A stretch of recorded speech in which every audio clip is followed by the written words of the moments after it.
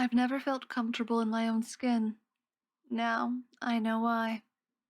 Growing up, I was constantly made to feel bad for the way I looked. I was frumpy, chubby, and constantly bullied, especially for that stupid birthmark I had tracing a jagged line down to my bottom lip and underneath my chin. I learned quickly that kids were cruel, twisting even the slightest blemish into a horrific scandal so that they could shout it from the rooftops for everyone to hear. Because of this, I struggled a lot with my appearance growing up, and I never really stopped. It took me a long time to become even remotely comfortable with how I looked. It was a rough journey, but I had turned over a new leaf to try and be healthy physically and mentally. It wasn't always an easy road, but it was one that I had done my best to dedicate myself to. I knew what I saw wasn't what everyone else did. I knew I wasn't an ugly monster that I made myself out to be. I was just a guy trying to live my life like everyone else. That was what I told myself when I could feel the sinking feeling in my gut whenever I was having one of my off days. At this point, my life was actually taking a turn for the better.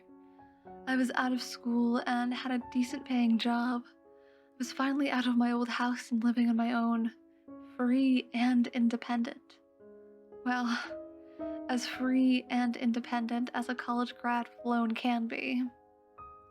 I'd also start going to the gym finally, after years of telling myself I needed to, and after multiple failed attempts of trying to use less than healthy methods to achieve my ideal of perfection. Unfortunately for me, dealing with these issues was not always such a simple and straightforward path, and I had my moments of weakness. Those last couple of months had been tough for me to stick to goals that I had been trying to set for myself, and it showed. I glared at my imperfections with dissatisfaction and lingered just a moment too long before making my way to work on a cool March morning. It was long enough for me to see more and more as I stood there scanning my reflection.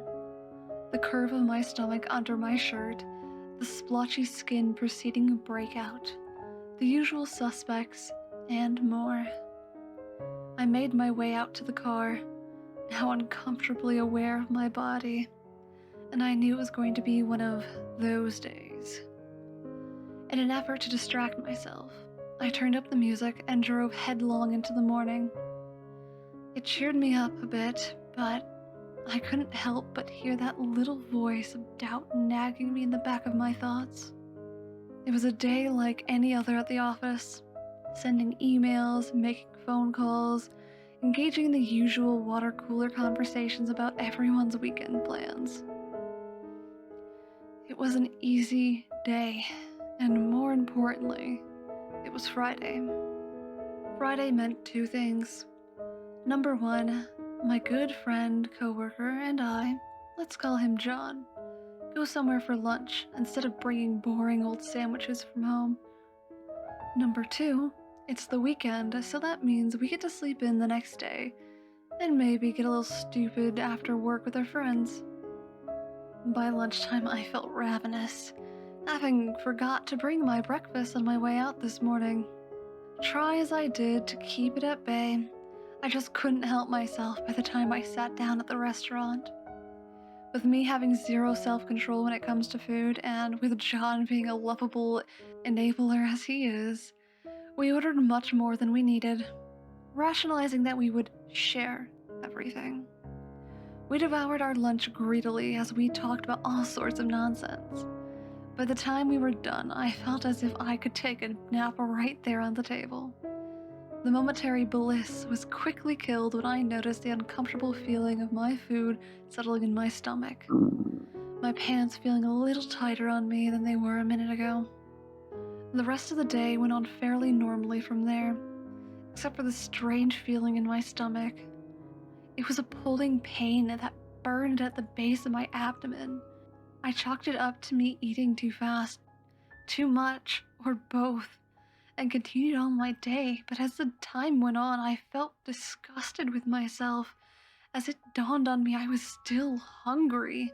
My stomach was growling, not because of the excess, but because it wanted more, more, and more.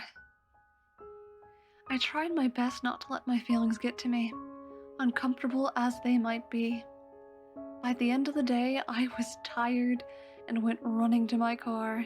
And the moment the clock struck 5, it was a relief hearing the opening of my car door, knowing that I would finally be able to go home and rest. I was just about to climb inside when I heard John ask, "You're coming over tonight, right?" I gave him a quick nod. "Yeah, I just have to stop home for a bit and get my stuff before I head over." We exchanged goodbyes and hopped in our car. I felt that strange feeling still.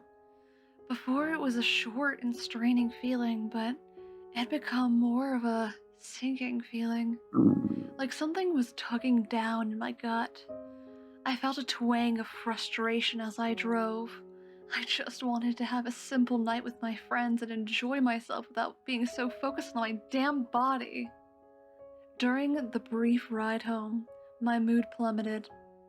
By the time I got home, I was just so ready to text John and tell him I was going to stay home. Maybe tell him I'm sick or something. I paced around for a bit, contemplating what I was going to do. I really didn't want to skip out on my friends, but I was beginning to feel my anxiety rising and sitting in my throat like a hot coal as I paced incessantly around my apartment. I couldn't help but cast loathsome glances at myself every time I passed anything that showed my reflection. I always liked to think out loud when I was home alone. I feel like it helped me vocalize what I was feeling, even if I was the only one around to hear it.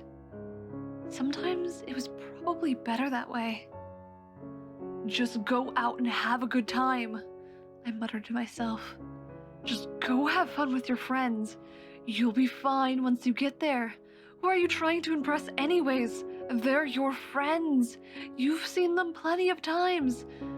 And plenty of less than perfect days too." I gathered up my things, threw my jacket on, and made for the door. I didn't want to give myself any time to think or second guess my choice. So I just kind of went for it, and I started my journey towards John's. That was the first time I felt it. I was driving along, listening to my music, and enjoying the pleasant spring air when it came. I felt another pang in my stomach, and then a sudden and visceral sensation of my skin crawling. Now, I don't mean the kind of way like when you hear a sound you hate or see something revolting. I mean, it felt like my skin was literally moving, like some sort of horrible slug-like mass. It was there for an instant, and then it was gone. Almost so quick I could have missed it. I've felt uncomfortable in my own skin plenty of times before. Today must have just been a bad one, right? I quickly brushed off the feeling as John's voice came over my car speakers to see when I would be over. I could hear all of our friends talking and laughing in the background. I assured him I was on my way and that I had just gotten held up doing some cleaning. Lying through my teeth, but knowing he wouldn't care, I silently reminded myself that everything was going to be fine and that I'm okay. It was a bad body image day and nothing more. I'd play some games, order a little food, maybe smoke a little weed, and I would be back on healthy habits tomorrow. I'd made a mistake, and it was the only one I would make that night. As I made my way into John's apartment, I was greeted with the usual hellos and hugs of my friends. I immediately felt a wave of relief wash over me. I was able to forget about my stupid body for a while and just have some fun with my friends. It was a welcomed break from the doom and gloom I had been feeling all day. We took some time to sit out on the balcony, talking and laughing about our weeks and telling dumb stories from years ago while we smoked a blunt on his balcony. I reveled in the dulling of my sensation and feeling of my body, sinking into the chair. The moon looked so beautiful that night. I remember the wispy clouds passing by. I couldn't help but notice how they made the rough shape of an eye meeting my gaze. A quick tremble cut through me as I took in the sight, shocking me back into the moment I realized someone was saying my name. I snapped up, trying to hear what they were asking me. I could see their eyes scanning me, as if looking for something before reaching out my hand and tracing their thumb down my chin, right over the mark I had tried so hard to hide with my beard. Until this point it had worked, more or less. "Dude, what's that dark spot?" they asked as their thumb ran gently down onto my neck, stopping at my Adam's apple. My nerves screamed as I felt the slow caress, like a knife tracing along my skin. I stammered, trying to get something, anything out in response. I was so caught off guard from being zoned out that it all hit me like a truck.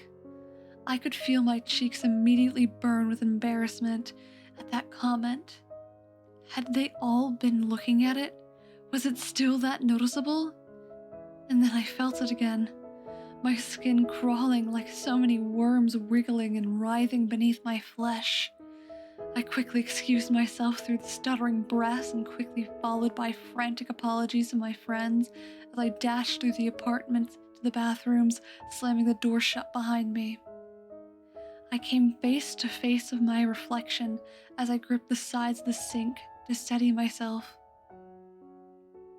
My face was ghostly white, my eyes wide and beads of sweat already forming at my forehead. I ran the faucet and slapped some cold water in my face in a vain attempt to calm myself. I noticed how heavy my body felt, as if my limbs were filled with lead. I had gotten up so quickly I barely had a moment to process how high I was before it all hit me at once. I could feel my body swaying from side to side as my breathing picked up. I could feel a panic attack coming on as the blood roared in my ears. The sound surged and swelled as a muddled mess before stopping all at once, leaving in its wake a single word in a voice I've never heard. "Leave." The whisper cut through the commotion in my head, silencing everything for a brief moment. It was a low, breathy tone that felt as if it echoed in the back of my skull. It bloomed in my body as a pain unfurling like an unclenching fist. With every panicked beat of my heart, I could feel it moving through me. My arms felt like they were going to give out from the pressure of holding myself. I felt weak and brittle, like the simple pressure of standing up would snap me like a twig. The sharp pain from the birthmark throbbed across my chin, radiating outward of my jaw and lower onto my neck. In the haze of my vision, I could see the tendril of an off-colored flesh slowly making its way down, branching off my collarbones and carving a path deeper onto my chest. "What the fuck?" I whispered to myself, trying to grip on to what I was seeing. I barreled out of the bathroom door, nearly trampling my friends in the process as I was met with frightening yelps and more apologies. I didn't even grab my jacket, I just ran as fast as I could. My limbs moved like they were full of lead, but I could feel myself barreling forward as I picked up speed through the hall. I frantically charged forward, The corridor seemed too narrow around me as my vision blurred. My legs carried me forward wildly, coming dangerously close to tripping over themselves as I desperately tried to escape the building, to escape from any more prying eyes or probing hands. Why do you hide it? They would be lucky to look upon such a beautiful thing. Every word of the unfamiliar voice made my spine shiver. I could hear it all around me, encapsulating me like some sort of terrible haze. It felt wrong, but it's hard to describe how. Like something close to human, but not quite. Something familiar, but just slightly wrong enough to invoke a deep primal sense of fear. It spoke, long and slow, as my running became more and more panicked. My lungs were on fire and my limbs screamed as I ran down the steps, not bothering to take the elevator in my mad dash to get out of the building and away from anyone who might notice. I didn't want to be seen. I didn't want to be known. Flight after flight, I descended the stairs, nearly 3 at a time, until I hit the ground floor. As I pushed open the door to the lobby, I forced myself to slow down for a moment, so as not to completely freak out the security guard. I walked as fast as I could, trying to conceal my most likely terrifying expression as I made my way out the door. With my car keys in hand, I rounded the corner out of the building to a nearby lot, so close to safety, to getting away as fast as possible. My head was swimming, the heat in my face apparent in the cool night air as my sense of balance failed me. I clumsily tried to steady myself against the car, but found myself slipping down on the side and onto the pavement below. I collapsed onto my knees, feeling bile rise in my throat before retching painfully onto the asphalt below me. The straining and pulling in my stomach grew as I emptied its contents on the ground. I could hear it now, groaning and moaning like some wounded creature trapped inside of me. I pushed myself upright, my head hanging back as I could barely keep my body up. The moon still hung in the sky amongst the scattering of clouds, its gaze landing heavily upon me as I struggled to my feet and into the driver's seat of my car. As I fumbled to get my keys into the ignition, my eyes darted around the lot, scanning for anyone who might have seen. In the far corner, I could see someone standing near a light post, their features obscured by shadows. My heart skipped a beat as I threw my car into drive and sped out of the lot. I needed to get somewhere quiet, somewhere there wouldn't be anywhere else. I thought about going home, about locking myself in my apartment until I could get a grip on whatever was happening. But I wasn't thinking straight. I drove for a while into the night before settling on a park near the woods I like to hike through. I found a bench nearby and took a moment to steady myself. Between the time and the adrenaline, the weed had worn off, and I at least felt more coherent. I told myself that I was really high, that the mark moving was just a trick of the light. Anything to keep me from looking at it so soon. I kept my head on a swivel to watch for anyone who might be out on a late night stroll.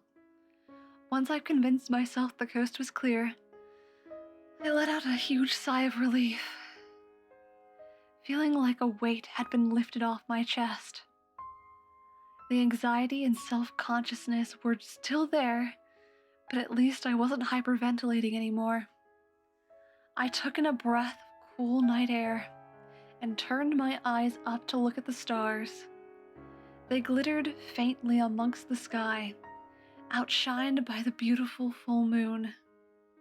Even behind the wispy clouds that still lingered there, That's when I remembered the way it looked at the apartment, the lone eye gazing at me from above. I remember realizing those weren't clouds making that shape, and I remember seeing it blink. Another shock swept through me, more violent than the first, and I stared in awe, meeting a heavy gaze at the full moon. My blood froze in my veins as I realized what I was looking at. It blinked again, and the voice returned. "What a beautiful little thing you are." The voice came to me in a low, inhuman purr. It swirled around in my thoughts like a dense fog, dulling my senses as I stood paralyzed. "What are you?" I asked aloud, the words falling involuntarily. "What is this?" "I have seen you. What lies beneath your veil?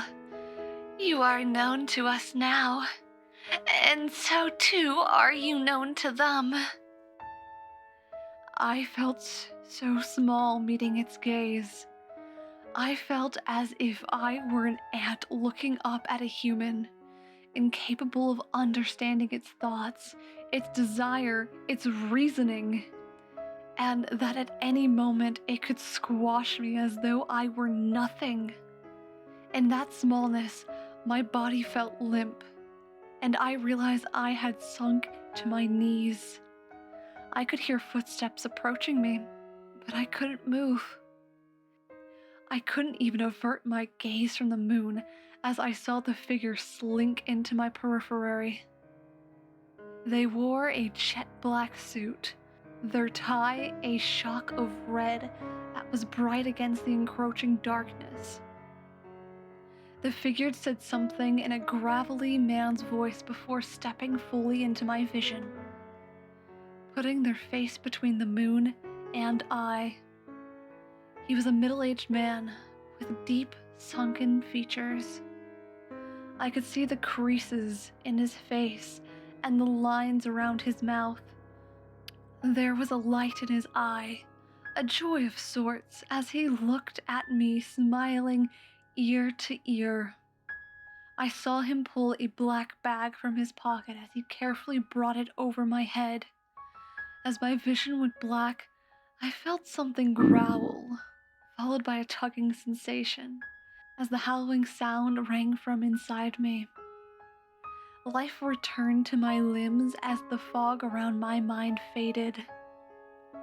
I felt my blood rush and my body move on its own as my hands tore the black hood from my head, revealing the man standing before me, his smile still present. He looked at me expectantly as I rose to my feet. "It's best not to struggle," he said softly. "I am certain you have questions, but now's not the time."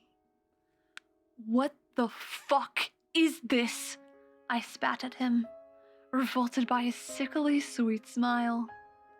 As I looked him over, I realized he was the person I saw in the parking lot back at the apartment building. "Who are you? Why did you follow me here? What the fuck is this?" His smile faltered. Now. He wagged his finger at me like a disappointed parent. "I said now is not the time for questions."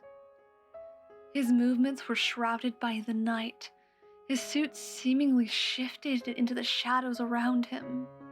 He began to approach me, his face and tie, a splash of color in a thick black wall advancing towards me.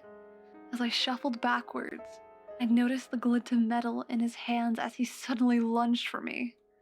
I reacted without thinking, raising my hands to defend myself as I was unable to step back in time. I clasped my hands around his right arm, a knife hovering a few centimeters away from my abdomen, but his left locked around my throat. His smile plastered across his face as my arm shuddered in shock. He looked as though he wasn't even trying. I felt his grip tighten around my throat as my feet left the ground. Shh.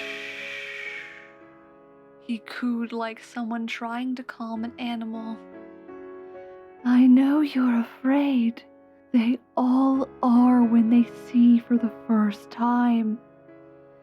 He turned my neck in his hand as if he was appraising me. With time, you shall come to understand your responsibility. I wanted to scream, to call for help, but they all came out as nothing more than a choked whimper as I felt myself fading. The tip of the knife pierced my flesh. The white-hot pain sunk into me, blooming across my body in a wave of crackling nerves. As he pulled the blade back out, the growling in my stomach escaped from the opening, filling the night air with a delirious roar. I felt arcs of biting pain across my body as I struggled with new vigor, collapsing both on my hands around the man's wrist. As I gripped as hard as I could, I saw a falter in his expression, his smile fading as I felt my hands close tighter and tighter, followed by a sickening crunch as I fell back down to my knees, gasping for air. As I choked and coughed, I looked up to see the man stumbling back in surprise, his hand hanging limp from a strand of sinew.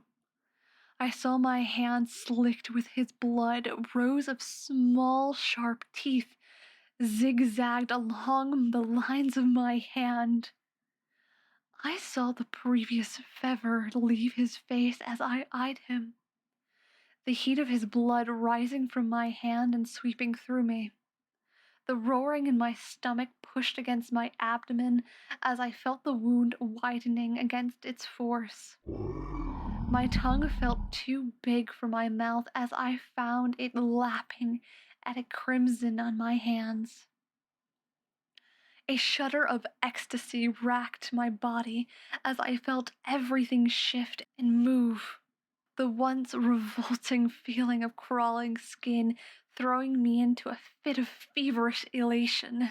I felt the pleasure trance a line down my lips, dipping beneath my chin and branching across my chest as my jaw split with a sickening snap. My flesh shifted like water while my bones cracked and reshaped. I felt my body fall apart. I felt my teeth and meat and bone and eyes and an emptiness, a nothingness that hungered. Where there should have been pain, there was only great emptiness, a longing for something to fill the space.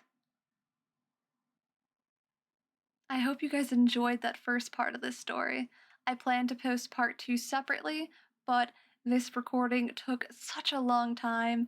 I had a combination of cats screaming behind me because they want attention, and just not being able to speak properly for more than like 3 minutes.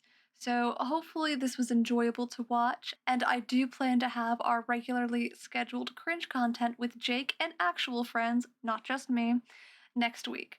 So I hope to see you guys around.